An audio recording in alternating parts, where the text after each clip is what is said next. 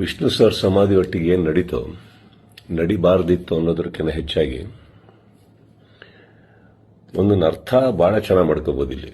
ಏನಂದ್ರೆ ಒಬ್ಬೊಬ್ಬರಿಗೆ ಒಂದೊಂದಿಲ್ಲಿ ನಮ್ಮದೇ ರಾಜ್ಯ, ನಮ್ಮದೇ ಊರು, ನಮ್ಮದೇ ಕಲಾವಿದರು.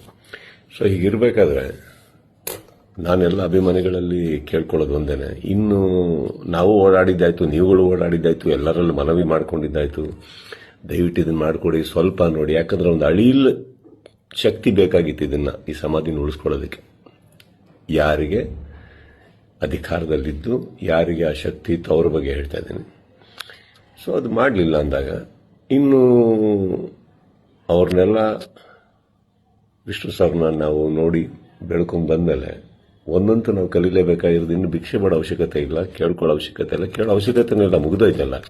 ಮಾಡಾಗಿದೆ. ಮಾಡಬೇಕು ಅಂತ ಇದ್ದಿದ್ರೆ ಇಷ್ಟೊತ್ತಿಗೆ ಮಾಡಿರೋರು. ಮಾಡಿಲ್ಲ ಅಂದಮೇಲೆ ಎಲ್ಲರೂ ಒಂದು